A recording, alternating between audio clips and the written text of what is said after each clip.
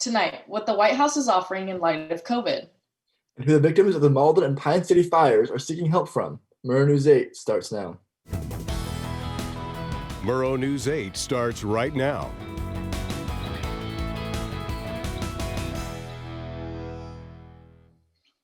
Good evening, I'm Kylie Gibson. And I'm Alex Biviano. Welcome to Murrow News 8.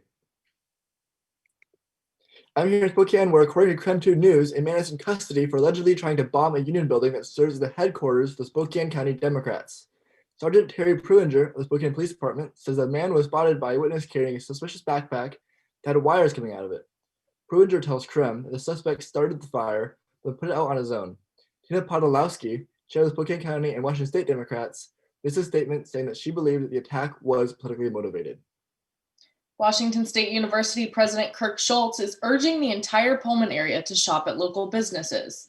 Normally, 60% of Pullman's population is students, and without them around to shop local, things have become increasingly difficult. Schultz is hoping all WSU employees will shop local in an effort to help support local Pullman businesses from closing permanently. Washington State University will hold its virtual commencement Saturday at 10 a.m.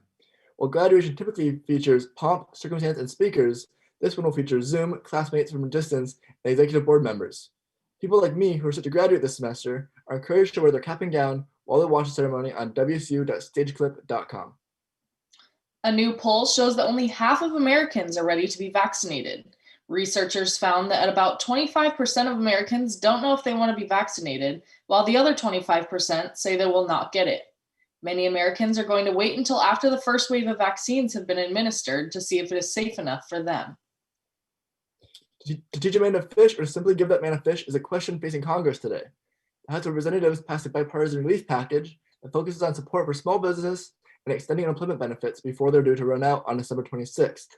However, President Trump brought a similarly priced bill that would offer many Americans $600 checks similar to the stimulus that was distributed in March. Senate Majority Leader Mitch McConnell says that it will not adjourn until a relief bill is passed. In recent weeks, we have seen that it is no surprise that during this pandemic, students' mental health has suffered. In a recent survey done by Active Minds, 89% of young people say they have experienced stress or anxiety during this pandemic, while 1 in 4 people surveyed have seen a significant increase in their depression since the start of the pandemic. Allison Malman, the executive director of Active Minds, says it is critical to have open conversations about mental health so students feel comfortable reaching out to if they need help. During a summit, Malman said that many young people right now are being told that their struggles don't matter because they haven't had any major problems in their life so far. She goes on to say that young people's struggles matter, and so do they. Malman is attempting to change the culture around mental health and suicide to help young adults get the help they need. Idaho Governor Brad Little said that he would consider any recommendations that came from this summit. With Murrow News 8, I'm Cameron Limes. Back to you guys. Thank you, Cameron. Community leaders from Malden and Pine City have requested federal funds to repair the damage caused by the Labor Day fires. Washington Governor Jay Inslee and the Washington State Congress have asked for federal disaster relief for Whitman County, and that 60% of homes destroyed by the fire were either uninsured or underinsured. The letter states that Washington is committed to rebuilding Malden and Pine City, but that is not possible without any federal funding.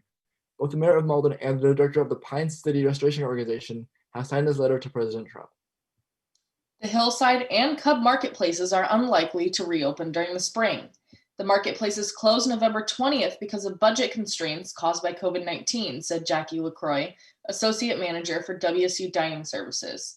She says, quote, "There have been a number of layoffs, and that is an unfortunate reality that we are facing right now," she said.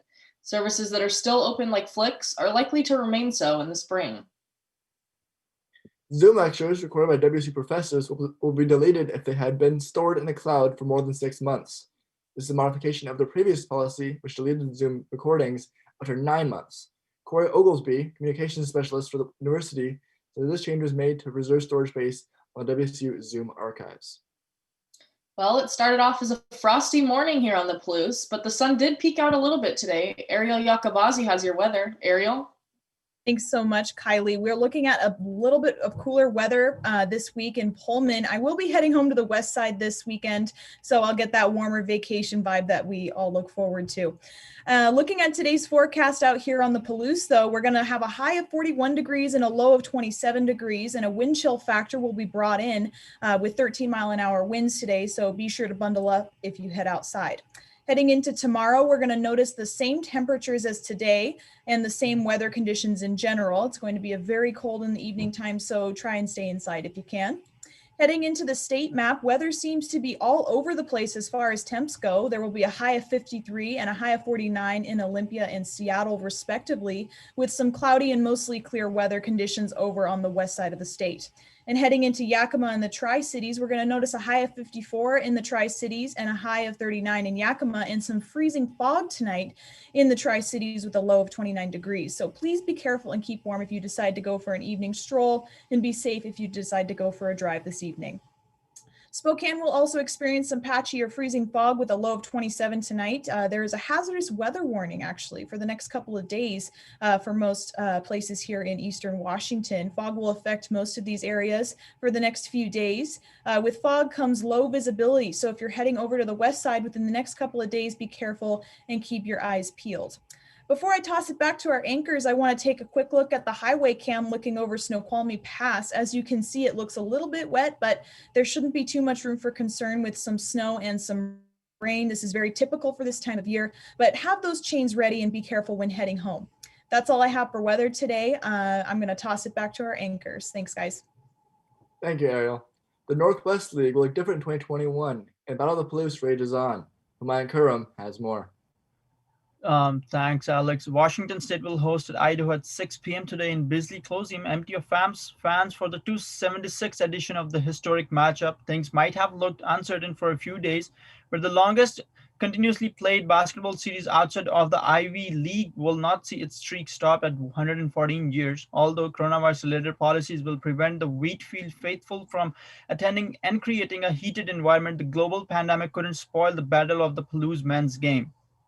Moving ahead, the Spokane Indians are expected to be among the 120 to survive the MLB invitation list, but their affiliation with the Texas Rangers of 18 years will end. According to Baseball America and other sources, the Indians were invited to become an affiliate of the Colorado Rockies, but also next year's schedule is still not sure with the pandemic. The 5 other NWL teams to probably receive invitations are Tri-Cities, Vancouver, Everett, Hillsborough, and Eugene.